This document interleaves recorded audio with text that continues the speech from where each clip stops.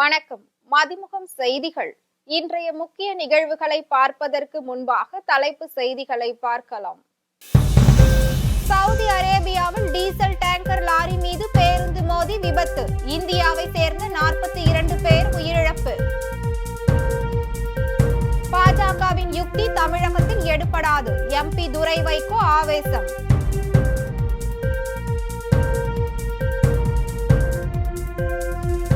எடப்பாடி பழனிசாமிக்கு கொள்கையே கிடையாது. துணை முதலமைச்சர் உதயநிதி ஸ்டாலின் விமர்சனம்.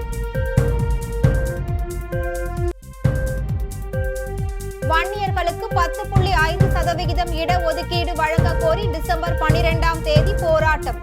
பாமக நிறுவனர் ராமதாஸ் அறிவிப்பு. சென்னை, செங்கல்பட்டு உள்ளிட்ட மாவட்டங்களில் இன்று கனமழைக்கு வாய்ப்பு. வானிலை ஆய்வு மையம் தகவல். சவுதி அரேபியாவில் டீசல் டேங்கர் லாரி மீது பேருந்து மோதிய விபத்தில் இந்தியாவை சேர்ந்த 42 பேர் உயிரிழந்தனர். இந்தியாவில் இருந்து சவுதி அரேபியாவிற்கு உம்ரா புனித பயணம் மேற்கொண்ட பக்தர்கள் மெக்காவில் இருந்து மதினாவுக்கு சென்று கொண்டிருந்தனர். இந்நிலையில் மதினாவுக்கு 160 கிலோமீட்டர் தொலைவில் உள்ள முஃப்ரிஹாத் என்ற இடத்தில் நேற்று நள்ளிரவு சென்று கொண்டிருந்த போது டீசல் டேங்கர் லாரியின் மீது பேருந்து மோதி விபத்து ஏற்பட்டது. அப்போது பயணிகள் அனைவரும் தூங்கிக் கொண்டிருந்த நிலையில் பேருந்து தீப்பிடித்து எரிந்ததில் 42 இந்தியர்கள் பலியானதாக தகவல் வெளியாகியுள்ளது. இந்த பேருந்தில் பயணம் மேற்கொண்டவர்களில் பெரும்பாலும் ஐதராபாத்தை சேர்ந்தவர்கள் என கூறப்படும் நிலையில் 20 பெண்கள் 11 குழந்தைகளும் பலியாகியுள்ளதாக தெரிவிக்கப்பட்டுள்ளது. மீட்பு குழுக்கள் சம்பவ இடத்தை அடைவதற்குள் பேருந்து முழுவதும் எரிந்து நாசமாகிவிட்டதாகவும் உடல்களை அடையாளம் காண்பது கடினம் எனவும் சவுதி மீட்பு படையை சேர்ந்தவர்கள் தெரிவித்துள்ளனர். மேலும் இந்த விபத்தில் ஒருவர் மட்டுமே உயிருடன் மீட்கப்பட்டு மருத்துவமனைக்கு அனுப்பி வைக்கப்பட்டிருப்பதாகவும் அவரின் நிலைமையும் கவலைக்கிடமாக இருப்பதாகவும் தெரிவித்துள்ளனர். இந்த விபத்து தொடர்பாக பிரதமர் மோடி வெளியிட்டுள்ள எக்ஸ் தள பதிவில், மதினாவில் இந்தியர்கள் விபத்தில் சிக்கியதை கேட்டு மிகுந்த வருத்தம் அடைந்தேன் எனவும் தங்கள் அன்புக்குரியவர்களை இழந்த குடும்பத்தினருடன் என் எண்ணங்கள் உள்ளன எனவும் குறிப்பிட்டுள்ளார். காயமடைந்த அனைவரும் விரைவில் குணமடைய பிரார்த்திக்கிறேன் என கூறியுள்ள அவர், ரியாத்தில் உள்ள நமது தூதரகம் மற்றும் ஜெட்டாவில் உள்ள துணை தூதரகம் அனைத்து உதவிகளையும் வழங்கி வருகின்றன என பதிவிட்டுள்ளார். அதேபோல் காங்கிரஸ் தலைவர் மல்லிகார்ஜுன கார்கே வெளியிட்டுள்ள எக்ஸ் தள பதிவில், சவுதி அரேபியாவின் மெடினா அருகே பல இந்தியர்கள் உயிரிழந்த துயர சம்பவம் மிகுந்த வருத்தத்தை அளிக்கிறது எனவும் உயிரிழந்தவர்களின் குடும்பங்களுக்கு தனது ஆழ்ந்த இரங்கலை தெரிவித்துக் கொள்வதாகவும் காயமடைந்தவர்கள் விரைவில் குணமடைய பிரார்த்திக்கிறேன் எனவும் தெரிவித்துள்ளார். மேலும் வெளியுறவுத்துறை அமைச்சர் ஜெய்சங்கர் வெளியிட்டுள்ள எக்ஸ் தள பதிவில், இந்த சம்பவம் தனக்கு பெரும் அதிர்ச்சியை கொடுத்தது எனவும் உயிரிழந்தவர்களின் குடும்பத்தினருக்கு இரங்கல்களை தெரிவித்துக் கொள்கிறேன் எனவும் குறிப்பிட்டுள்ளார். சம்பந்தப்பட்ட இந்திய தூதரக அதிகாரிகள் பாதிக்கப்பட்ட குடும்பத்தினருக்கு முழு ஆதரவையும் தேவையான உதவிகளையும் செய்வார்கள் என உறுதியளித்துள்ளார். பீகாரில் வென்றது அயோக்கியன் கூட்டணி எனவும் பாஜகவின் யுக்தி தமிழகத்தில் எடுபடாது எனவும் எம்பி துரை வைகோ தெரிவித்துள்ளார். மதிமுக பொதுச் செயலாளர் வைகோவின் மாநிலங்களவை உறுப்பினர் நிதியில் இருந்து காஞ்சிபுரம் ஊராட்சி ஒன்றியத்திற்கு உட்பட்ட அங்கம்பாக்கம் ஊராட்சியில் கட்டப்பட்ட பன்னோக்கு கட்டிடத்தின் திறப்பு விழா நடைபெற்றது. இந்நிகழ்ச்சியில் மதிமுக முதன்மை செயலாளரும் திருச்சி நாடாளுமன்ற உறுப்பினருமான துரை வைகோ கலந்து கொண்டு பன்னோக்கு கட்டிடத்தை திறந்து வைத்தார். இந்நிகழ்ச்சியில் உத்திரமேரூர் சட்டமன்ற உறுப்பினர் கார் சுந்தர், காஞ்சிபுரம் மதிமுக மாவட்ட செயலாளர் மணிகண்டன், அங்கம்பாக்கம் ஒன்றிய செயலாளர் ஏழுமலை உள்ளிட்ட பலர் கலந்து கொண்டனர். தொடர்ந்து செய்தியாளர்களை சந்தித்த எம்பி துரை வைகோ, பேரறிஞர் அண்ணா மற்றும் பெரியார் மண்ணான தமிழ்நாட்டில் பாஜகவின் யுக்தி ஒருபோதும் எடுபடாது என திட்டவட்டமாக தெரிவித்தார். மேலும் பீகாரில் வென்றது தேசிய ஜனநாயக கூட்டணி அல்ல என்றும் அது மகா அயோக்கியன் கூட்டணி என்றும் கூறிய அவர், இதன் மூலம் பெரும் ஜனநாயகம் தோல்வி அடைந்துள்ளதாக கடுமையாக சாடினார். தொடர்ந்து பேசிய துரை வைகோ, விஜய் நடத்தும் ஆர்ப்பாட்டங்களில் நேரடியாக அவர் கலந்து கொண்டால்தான் அவர் மீது மக்களுக்கு நம்பிக்கை வரும் என தெரிவித்தார். ஒரு காலம் இன்னைக்கு தந்தை பெரியார் உலவிய மண்ணில், பேரறிஞர் அண்ணா உலவிய மண்ணில் இது ஒருபோதும் நடக்காது. அங்க பீகார்ல நடந்த மாதிரி இங்க தமிழ்நாட்டிலேயே பண்ணிடலாம், இங்க கேரளால பண்ணிடலாங்கிறது அது கண்டிப்பா நடக்கவே நடக்காது. இன்னொன்னு என்னன்னா, பீகார்ல நீங்க சொல்லலாம், பீகார்ல இவ்வளவு அமோக வெற்றி பெற்றிருக்கிறாங்களே, அங்க எப்படி முடிஞ்சதுன்னு சொல்லலாம். நீங்க ஒன்று காங்கிரஸ் தலைமையிலான மகா கத்பந்தன் என்ற மகா கூட்டணி, இன்னொன்று என்னன்னா அங்க பாஜக, ஜனதாதளம், ஐக்கிய ஜனதாதளம், தேர்தல் ஆணையம் அதையும் சேர்த்து அவங்கள வந்து என்ன கூட்டணி வச்சு அவங்க என்டிஏன்னு சொல்றாங்க. நான் என்டிஏன்னு சொல்லல, அதை மகா அயோக்கியர்களின் கூட்டணின்னு சொல்லுவாரு. இறுதியில் வென்றது மகா அயோக்கியர்களின் கூட்டணி. இது என்ன ஜனநாயகத்துவத்திற்கு சொல்லுவேன். ஜனநாயகத்துவத்திற்கு இது போன்ற இது வந்து கண்டிப்பா இது பிற மாநிலங்களை குறிப்பா தென் மாநிலங்கள்ல இதை கொண்டு இது சேர்க்கலாம், இது மாதிரி வெற்றி பெறலாம் நினைச்சாங்கன்னா கண்டிப்பா அது நிறைவேறாதுன்னு சொல்லுவேன். மேலும் கொள்கை விரோதி பாஜக என விஜய் உறுதியாக அறிவித்திருக்கிறார். எனவே பாஜகவிற்கு நேரடியாகவோ மறைமுகமாகவோ ஆதரவு கொடுத்துவிடக் கூடாது என்பதுதான் என் விருப்பம் என கூறினார். மக்களுக்கு நம்பிக்கை ஊட்டுகின்ற வகையில் இது போன்ற ஆர்ப்பாட்டங்கள் போராட்டங்கள் அவரே நேரடியாக கலந்துக்கிட்டாத அவங்க இயக்க தோழருக்கு ஒரு நம்பிக்கை ஏற்படும். அதே வேளை அவர் ரெண்டு சொல்லியிருக்கிறார். கொள்கை விரோதிங்கிறது மதவாத பாஜக சொல்லியிருக்கிறார். அந்த மதவாத பாஜக தமிழ்நாட்டில் இங்க வளர்றதுக்கோ வேறுன்றதுக்கோ நேரடியாகவோ மறைமுகமா அவரை வந்து ஒரு ஆதரவு தெரிவிச்சிடக்கூடாது, ஆதரவு கொடுக்க கூடாதுதான் என்னுடைய ஒரு இது. அவர் ஒரு இயக்கம் நடத்திட்டு இருக்க படிப்படியில அவருக்கு காலப்போக்கில் சிலது அவர் தெரிய வரும். அவருக்கு அவங்க இயக்கம் நடத்துற நிகழ்ச்சிகள்ல கண்டிப்பா அவரு கலந்துருக்கணுங்கிறத என்னுடைய இது. எடப்பாடி பழனிசாமிக்கு கொள்கையே கிடையாது எனவும் திராவிடம்னா என்னன்னு தெரியாது எனவும் துணை முதலமைச்சர் உதயநிதி ஸ்டாலின் விமர்சித்துள்ளார். திமுக தொடங்கப்பட்டு 75ஆம் ஆண்டு நிறைவை முன்னிட்டு அக்கட்சியின் இளைஞர் அணி சார்பில் திமுக 75 அறிவு திருவிழா எனும் நிகழ்ச்சி நடத்தப்பட்டது. சென்னை வள்ளுவர் கோட்டத்தில் திமுக இளைஞர் அணி முன்னெடுத்த அறிவு திருவிழா நிகழ்ச்சியில் நேற்றுடன் புத்தக கண்காட்சி நிறைவடைந்தது. தொடர்ந்து நிறைவு விழாவில் பேசிய துணை முதலமைச்சரும் திமுக இளைஞர் அணி செயலாளருமான உதயநிதி ஸ்டாலின், நம்முடைய இளைஞர் அணி நடத்திய முற்போக்கு புத்தக காட்சியில் முழுக்க அரசியல் புத்தகங்களை மக்கள் பார்வையிட்டு வாங்கி இருக்கிறார்கள் என கூறினார். நாட்டில் எதிர்க்கட்சிகளை முடக்க இன்றைக்கு தேர்தல் ஆணையமே எஸ்ஐஆர் வேலையில் ஈடுபட்டிருக்கிறது என கூறிய அவர், தேர்தலையே திருட்டுத்தனமாக நடத்துவதற்கு மத்திய பாஜக அரசு முனைந்திருக்கிறது. இதனை நாம் கவனத்துடன் எதிர்கொள்ள வேண்டும் என தெரிவித்தார்.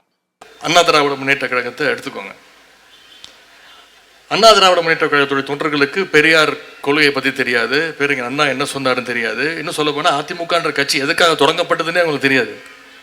திமுகவை விமர்சிக்கணும், கலைஞரை எதிர்க்கணும் அப்படிங்கிற ஒரே நோக்கத்தோடு துவங்கப்பட்ட கட்சி தான் அண்ணா திராவிட முன்னேற்ற கழகம்.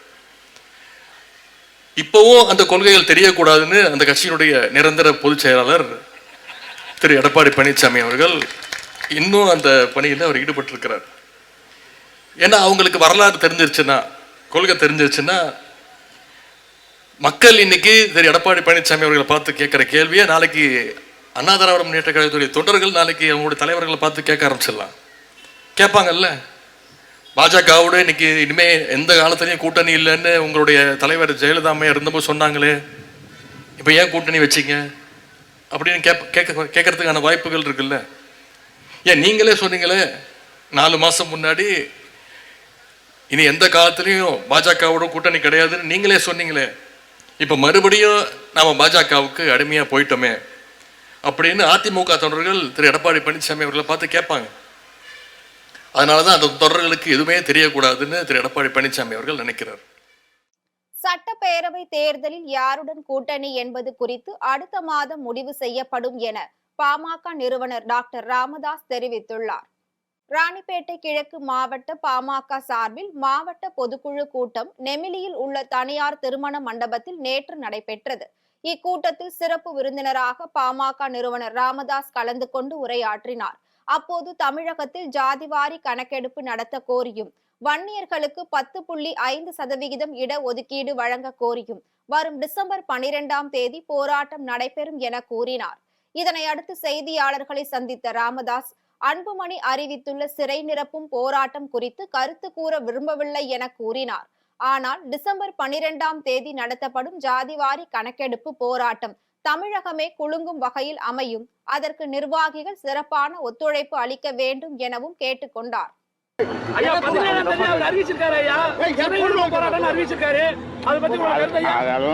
அதை பற்றியெல்லாம் கருத்து சொல்ல விரும்பல. எங்க போராட்டம் 12ஆம் தேதி. அதற்கு உங்களுடைய ஆதரவு தேவை. வெற்றி எந்த கட்சியோட சேர்ந்தா வெற்றி கிடைக்குமோ, முழு வெற்றி ஆட்சி அமைக்குமோ அந்த கட்சியோட சேருவோம். மண்டல மகர விளக்கு பூஜைக்காக சபரிமலை ஐயப்பன் கோவில் நடை திறக்கப்பட்டது. கேரள மாநிலத்தில் உள்ள பிரசித்தி பெற்ற சபரிமலை ஐயப்பன் கோவிலுக்கு ஒவ்வொரு ஆண்டும் மண்டல பூஜை மற்றும் மகர விளக்கு பூஜையை முன்னிட்டு லட்சக்கணக்கான பக்தர்கள் விரதம் இருந்து இருமுடி கட்டி ஐயப்ப சுவாமியை தரிசனம் செய்வதற்காக வருகை தருவர். அவ்வாறு வரும் பக்தர்களின் வசதிக்காக சபரிமலை ஐயப்பன் கோவில் தேவசம் போர்டு வாரியம் பல்வேறு முன்னேற்பாடுகளை செய்து வருகிறது. இந்நிலையில் மண்டல பூஜை மற்றும் மகர விளக்கு பூஜைகளுக்காக சபரிமலை ஐயப்பன் கோவில் நடை நேற்று மாலை 5 மணிக்கு திறக்கப்பட்டது. சபரிமலை தந்திரி கண்டாரு மகேஷ் மோகனரு தலைமையில் புதிய மேல்சாந்தி பிரசாத் நம்பூதிரி நடையை திறந்தார். யோக நிலையில் இருக்கும் ஐயப்பனை தீபம் காட்டி எழுப்பி பின் கற்பூர ஆழியில் தீபம் ஏற்றப்பட்டது. நடை திறக்கப்பட்ட பின் சபரிமலையில் ஐயப்ப பக்தர்கள் இருமுடியோடு 18 படிகள் ஏறி சுவாமி தரிசனம் செய்ய தொடங்கினர். டிசம்பர் 27ஆம் தேதி பிரதான மண்டல பூஜைகள் நிறைவு பெற்றதும் சபரிமலை கோவில் நடை அடைக்கப்படுகிறது. மீண்டும் டிசம்பர் 30ஆம் தேதி மகர விளக்கு பூஜைகளுக்கு சபரிமலை திறக்கப்பட்டு 2026 ஜனவரி 20ஆம் தேதி நடை அடைக்கப்படும். வரும் ஜனவரி 14 சபரிமலையில் பிரசித்தி பெற்ற மகர ஜோதி தரிசனத்திற்கு ஏற்பாடுகள் தயாராகி வருகின்றது. 62 நாட்கள் நடக்கும் பூஜைக்காக போக்குவரத்து, தங்கும் இடம், மருத்துவம், அத்தியாவசிய வசதிகள் உள்ளிட்டவை ஏற்பாடு செய்யப்பட்டுள்ளது. தினமும் 90,000 பக்தர்கள் சுவாமி தரிசனம் செய்ய ஏற்பாடு செய்யப்பட்டுள்ளது.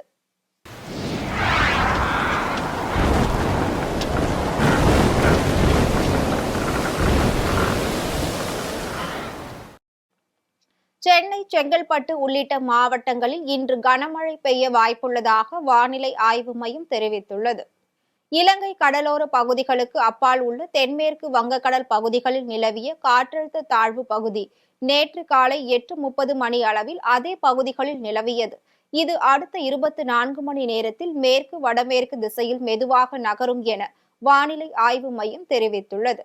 இதன் காரணமாக கடலோர தமிழகத்தில் அநேக இடங்களிலும், உள் தமிழகத்தில் ஓரிரு இடங்களிலும், புதுச்சேரி மற்றும் காரைக்கால் பகுதிகளிலும் இன்று இடி மின்னலுடன் கூடிய லேசானது முதல் மிதமான மழை பெய்யக்கூடும் என குறிப்பிடப்பட்டுள்ளது. அதன்படி சென்னை, செங்கல்பட்டு, திருவள்ளூர், காஞ்சிபுரம், மயிலாடுதுறை, நாகப்பட்டினம், திருவாரூர் மாவட்டங்களில் ஓரிரு இடங்களிலும், காரைக்கால் பகுதிகளிலும் கன முதல் மிக கனமழை பெய்யக்கூடும் எனவும் தெரிவிக்கப்பட்டுள்ளது. அதேபோல் கடலூர், விழுப்புரம், தஞ்சாவூர், புதுக்கோட்டை, ராமநாதபுரம், தூத்துக்குடி, நெல்லை, கன்னியாகுமரி மாவட்டங்களில் ஓரிரு இடங்களில், புதுச்சேரியிலும் இன்று கனமழை பெய்ய வாய்ப்புள்ளது என கூறப்பட்டுள்ளது. திருவண்ணாமலையில் டீசல் டேங்கர் லாரி கவிழ்ந்த விபத்தில் மூதாட்டி பரிதாபமாக உயிரிழந்தார். சென்னையில் இருந்து 14,000 லிட்டர் டீசலுடன் திருச்சி நோக்கி டேங்கர் லாரி சென்று கொண்டிருந்தது. இந்நிலையில் திருவண்ணாமலை அருகே தென்னரசம்பட்டு கிராமத்தின் அருகே வந்தபோது சாலையின் குறுக்கே வந்த மூதாட்டியின் மீது மோதாமல் இருக்க ஓட்டுநர் முயன்றுள்ளார். அப்போது கட்டுப்பாட்டை இழந்த லாரி சாலையில் கவிழ்ந்தது. இந்த விபத்தில் கனகாம்பரம் என்ற மூதாட்டி உடல் நசுங்கி பரிதாபமாக சம்பவ இடத்திலேயே உயிரிழந்தார். இதனை அடுத்து லாரியில் இருந்து டீசல் வெளியேறுவதை கண்ட அப்பகுதி மக்கள் ஆபத்தை உணராமல் கேன்கள் உள்ளிட்ட பாத்திரங்களில் டீசலை போட்டி போட்டுக் கொண்டு பிடித்தனர். பின்னர் சம்பவ இடத்திற்கு வந்த தீயணைப்பு மற்றும் மீட்பு பணி துறையினர் டேங்கர் லாரியின் மீது தண்ணீரை பீச்சி அடித்து நிலைமையை கட்டுக்குள் கொண்டு வந்தனர். ராணிப்பேட்டை மாவட்டம் சோளிங்கர் அருகே லாரியும் இருசக்கர வாகனமும் நேருக்கு நேர் மோதிய விபத்தில் ஒருவர் உயிரிழந்தார். சோளிங்கர் அடுத்த பிள்ளாஞ்சி பகுதியை சேர்ந்த மாதவன், செல்வராஜ் ஆகிய இருவரும் இருசக்கர வாகனத்தில் பெருங்காஞ்சி ஏரிக்கரை பாலம் அருகே சென்று கொண்டிருந்தனர். அப்போது சிமெண்ட் ஏற்றிக் கொண்டு வந்த ஈச்சர் லாரி இருசக்கர வாகனம் மீது மோதியுள்ளது. இந்த விபத்தில் மாதவன் சம்பவ இடத்திலேயே உயிரிழந்தார். இது குறித்து தகவல் அறிந்து வந்த பாளையம் போலீசார் மாதவனின் உடலை மீட்டு சோளிங்கர் அரசு மருத்துவமனைக்கு பிரேத பரிசோதனைக்காக அனுப்பி வைத்தனர். மேலும் படுகாயமடைந்த செல்வராஜை மேல் சிகிச்சைக்காக சென்னை ஸ்டான்லி மருத்துவமனைக்கு அனுப்பி வைத்தனர். தொடர்ந்து ஈச்சர் லாரியை பறிமுதல் செய்த போலீசார் வழக்கு பதிவு செய்து விசாரணை மேற்கொண்டு வருகின்றனர். புதுக்கோட்டையில் ஜூனியர் உலக கோப்பை ஹாக்கி விளையாட்டு போட்டியை கனிம வளத்துறை அமைச்சர் ரகுபதி துவக்கி வைத்தார். புதுக்கோட்டையில் முத்தமிழ் அறிஞர் டாக்டர் கலைஞரின் மாவட்ட விளையாட்டு அரங்கத்தில் நடைபெற்ற ஜூனியர் உலக கோப்பை ஹாக்கி விளையாட்டு போட்டியை அமைச்சர் ரகுபதி துவக்கி வைத்தார். முன்னதாக மாவட்ட ஆட்சியர் அலுவலகத்தில் இருந்து விளையாட்டு மைதானம் வரை ஹாக்கி உலக கோப்பையை ஹாக்கி விளையாட்டு வீரர்கள் கையில் ஏந்தியபடி பேரணியாக சென்றனர்.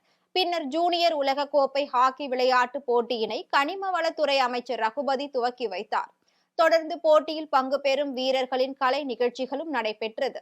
இந்நிகழ்ச்சியில் மாவட்ட ஆட்சியர் அருணா, முன்னாள் நாடாளுமன்ற உறுப்பினர் எம் அப்துல்லா, சட்டமன்ற உறுப்பினர் முத்துராஜா மற்றும் மாவட்ட விளையாட்டு அலுவலர் செந்தில் உள்ளிட்ட பலர் கலந்து கொண்டனர். மதுரை தபால் தந்தி நகர் பகுதியில் உள்ள காய்கறி வார சந்தைக்கு அனுமதி மறுக்கப்பட்டதால் வியாபாரிகள் மறியல் போராட்டத்தில் ஈடுபட்டனர். மதுரை மாநகராட்சியில் உள்ள தபால் தந்தி நகர், பாமா நகர் பகுதியில் வாரந்தோறும் ஞாயிற்றுக்கிழமை வாரச்சந்தை நடைபெறுவது வழக்கம். இதனை வாழ்வாதாரமாக நம்பி 300க்கும் மேற்பட்ட சாலையோர வியாபாரிகள் வியாபாரம் செய்து வந்தனர். இந்நிலையில் இங்குள்ள சில குடியிருப்பு சங்கங்கள் எதிர்ப்பு தெரிவிப்பதாக கூறி பாமா நகர் பகுதியில் நடந்து வந்த ஞாயிற்றுக்கிழமை காய்கறி விற்பனை சந்தையை மாற்று இடத்திற்கு ஒதுக்கீடு செய்து மாநகராட்சி மாமன்ற கூட்டத்தில் தீர்மானம் நிறைவேற்றப்பட்டது. இந்நிலையில் மாற்று இடம் என கூறி துர்நாற்றம் மிகுந்த பகுதியை ஒதுக்கீடு செய்வதாக கூறி சாலையோர வியாபாரிகள் பாமா நகர் பகுதியில் சாலை மறியல் போராட்டத்தில் ஈடுபட்டனர். 5 மணி நேரமாக நடைபெற்ற போராட்டம் காரணமாக வாகனங்கள் மாற்றுப்பாதையில் இயக்கப்பட்டது. திருப்பூரில் ஃப்ரைட் ரைஸ் தர தாமதமானதால் உணவகத்தின் கண்ணாடியை உடைத்து அட்டூழியத்தில் ஈடுபட்ட நபரை போலீசார் கைது செய்தனர். திருப்பூர் வீரபாண்டி காவல் நிலையம் அருகே பாலு என்பவர் கடந்த 10 வருடங்களாக உணவகம் நடத்தி வருகிறார். இந்நிலையில் நேற்று மாலை இவரது கடைக்கு உணவு அருந்துவதற்காக வந்த கௌதம் என்ற இளைஞர் ஃப்ரைட் ரைஸ் ஆர்டர் செய்துள்ளார். இதனிடையே தனக்கு பிறகு வந்தவர்களுக்கு உணவு வழங்கப்பட்டதாகவும் தனக்கு உணவு வழங்கவில்லை எனவும் கூறி கௌதம் ஊழியர்களுடன் வாக்குவாதத்தில் ஈடுபட்டுள்ளார். மேலும் தனது நண்பர்களை செல்போன் மூலமாக அழைத்து உணவகத்தின் கண்ணாடிகளை உடைத்து சேதப்படுத்தியுள்ளார். தொடர்ந்து உணவகத்தின் சமையல்காரர் மற்றும் காசாளரை தாக்கியுள்ளார். இதனை அடுத்து அங்கிருந்த பொதுமக்கள் மற்றும் கடை ஊழியர்கள் கௌதமை பிடித்த நிலையில் கௌதமின் நண்பர்கள் 6 பேரும் அங்கிருந்து தப்பி சென்றனர். தொடர்ந்து வீரபாண்டி காவல்துறையினரிடம் கௌதமை ஒப்படைத்தனர். இந்நிலையில் தாக்குதல் நடத்திய மற்ற நபர்கள் மீதும் நடவடிக்கை எடுக்க கோரி திருப்பூர் மாவட்ட ஹோட்டல் உரிமையாளர்கள் சங்கத்தினர் மற்றும் பொதுமக்கள் காவல் நிலையத்தை முற்றுகையிட்டதால் பரபரப்பு ஏற்பட்டது. சென்னை தியாகராய நகரில் நடைபெற்ற ஆனழகன் போட்டியில் பெரியவர்களுக்கு இணையாக சிறுவர்கள் தங்களது உடல் கட்டமைப்பை வெளிப்படுத்தி அசத்தினர். வேர்ல்ட் ஃபிட்னஸ் ஃபெடரேஷன் தமிழ்நாடு மற்றும் Tamil Nadu fitness body building association சார்பில் சென்னை தியாகராய நகரில் ஆனழகன் போட்டி நடைபெற்றது. 22 பிரிவுகளாக நடைபெற்ற ஆனழகன் போட்டியில் தமிழ்நாடு முழுவதும் இருந்து சுமார் 500க்கும் மேற்பட்டோர் கலந்து கொண்டு தங்களது உடல் கட்டமைப்புகளை வெளிப்படுத்தி அசத்தினர். அப்போது பெரியவர்களுக்கு இணையாக பள்ளி சிறுவர்கள் போட்டி போட்டுக்கொண்டு தங்களது உடல் கட்டமைப்பை வெளிப்படுத்தி அனைவரையும் ஆச்சரியப்படுத்தினர். இறுதியாக சிறுவர்கள் பிரிவில் சென்னை பெரும்பாக்கத்தை சேர்ந்த பவின் என்ற சிறுவன் பரிசை தட்டி சென்றார். இறுதியாக ஆனழகன் போட்டியில் வெற்றி பெற்றவர்களுக்கு கோப்பை மற்றும் சான்றிதழ்கள் வழங்கப்பட்டது. சீனா மற்றும் லடாக்கில் அடுத்தடுத்து நிலநடுக்கம் ஏற்பட்டுள்ளது. சீனாவின் ஜின்ஜியாங் நகரில் இன்று அதிகாலை 1:26 மணி அளவில் மித அளவிலான நிலநடுக்கம் ஏற்பட்டது. இது ரிக்டர் அளவுகோலில் 4.4 பதிவாகியுள்ளது. இந்த நிலநடுக்கம் 10 கிலோமீட்டர் ஆழத்தில் மையம் கொண்டிருந்தது என தேசிய நிலநடுக்க அறிவியல் ஆய்வு மையம் தெரிவித்துள்ளது. இந்தியாவின் லடாக் யூனியன் பிரதேசத்தின் கார்கில் நகரில் இருந்து வடகிழக்கே 166 கிலோமீட்டர் தொலைவில் நிலநடுக்கம் உணரப்பட்டுள்ளது. இந்நிலையில் இன்று அதிகாலை 3:15 மணி அளவில் லடாக்கின் லே பகுதியில் மித அளவிலான நிலநடுக்கம் ஏற்பட்டது. இது ரிக்டர் அளவுகோலில் 3.7 பதிவாகியுள்ளது. இந்த நிலநடுக்கம் 10 கிலோமீட்டர் ஆழத்தில் மையம் கொண்டிருந்தது என தேசிய நிலநடுக்க அறிவியல் மையம் தெரிவித்துள்ளது. இருப்பினும் இதனால் ஏற்பட்ட பொருள் இழப்புகள் உள்ளிட்ட விவரங்கள் எதுவும் வெளியாகவில்லை. மீண்டும் தலைப்புச் செய்திகள். சவுதி அரேபியாவில் டீசல் டேங்கர் லாரி மீது பேருந்து மோதி விபத்து. இந்தியாவை சேர்ந்த 42 பேர் உயிரிழப்பு. பாஜகவின் யுக்தி தமிழகத்தில் எடுபடாது. எம்பி துரை வைகோ ஆவேசம்.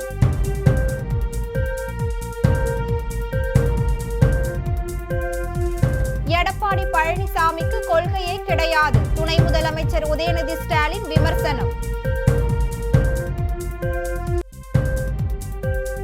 வன்னியர்களுக்கு 10.5% இடஒதுக்கீடு வழங்க கோரி டிசம்பர் 12ஆம் தேதி போராட்டம். பாமக நிறுவனர் ராமதாஸ் அறிவிப்பு. சென்னை, செங்கல்பட்டு உள்ளிட்ட உள்ளிட்ட மாவட்டங்களில் இன்று கனமழைக்கு வாய்ப்பு, வானிலை ஆய்வு மையம் தகவல். இத்துடன் செய்திகள் நிறைவடைந்தன. மீண்டும் செய்திகள் இரவு 8 மணிக்கு. மேலும் செய்திகளை தெரிந்து கொள்ள மதிமுகம் பிரைம் யூடியூப் தளத்தில் இணைந்திருங்கள்.